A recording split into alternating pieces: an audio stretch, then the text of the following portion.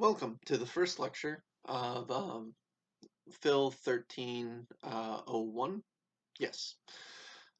What is philosophy? Right.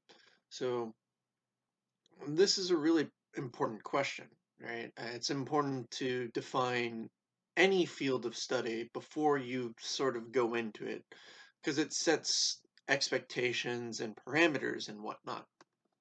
Um, Now, with philosophy, this is especially so because in philosophy, most of what we're doing is fairly open-ended.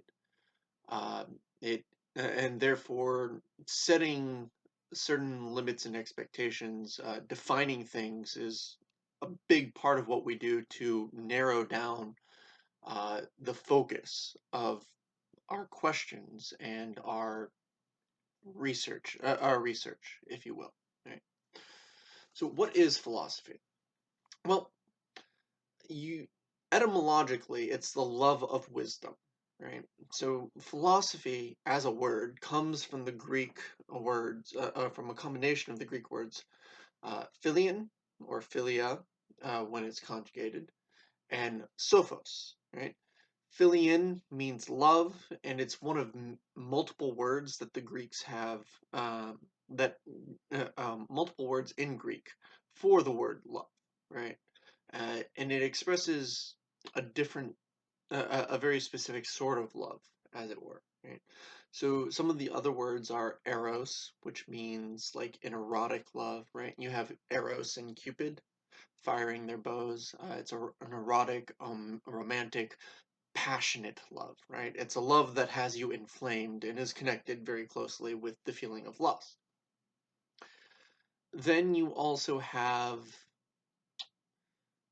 uh, agape, right? You see this as one of the untranslated terms in the in the from the Greek versions of the New Testament for God's love, but the word predates the New Testament itself, and as the ancient Greeks would use it, what it meant was more of a selfless, self-sacrificing love, right? The love that a parent has for their child. Um, and there are overtones in Greek literature where it pops up of it being somewhat authoritative in nature, right? Authoritative in nature. Not authoritarian, but that there's a hierarchy between the lover and the loved, as it were.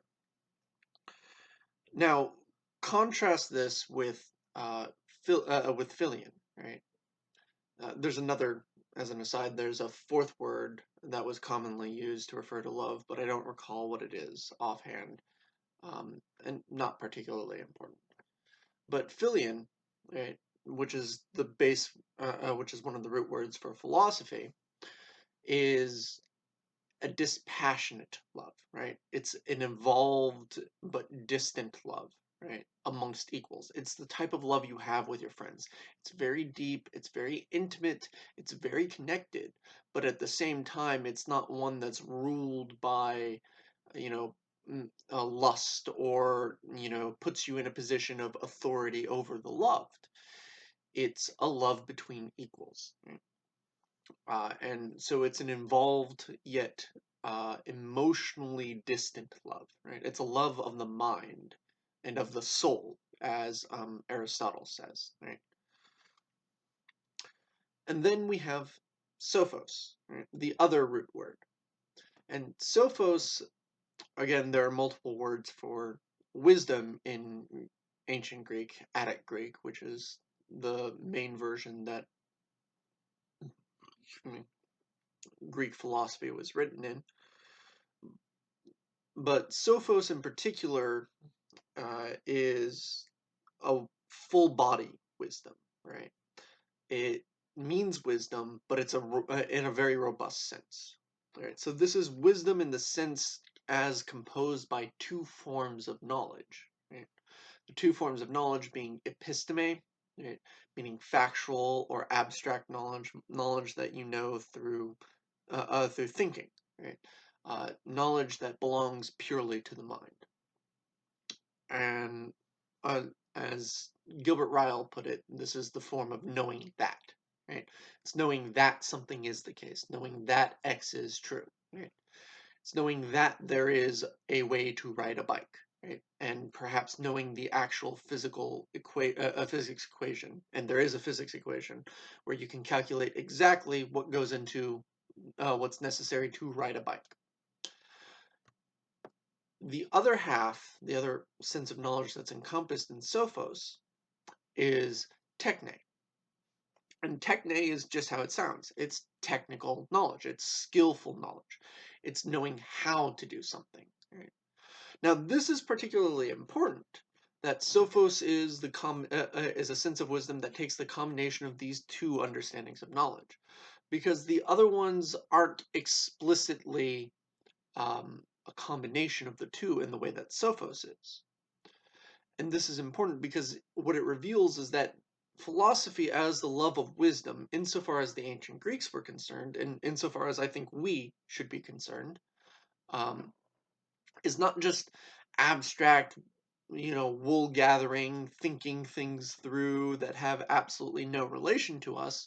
It's a concern with wisdom as it reflects in, how we should live our life, right? It's not just knowing that something is the case, it's knowing how that affects us and how to go about, utilizing it. And this is very, very apparent in the ancient world, right? Especially in ancient Greek thought, uh, where the various schools, which we don't really touch upon uh, too much, right?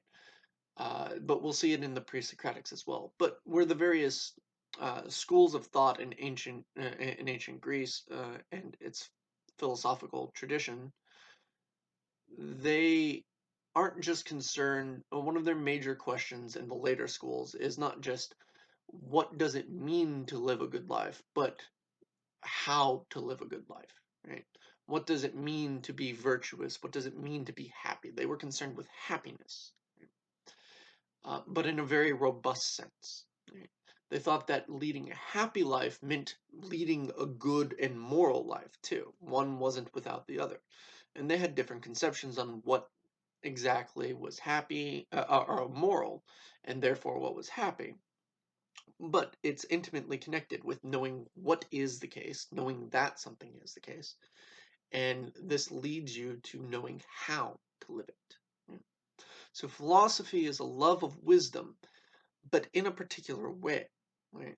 Um, as broadly envisioned as possible, it's just the love of wisdom in general.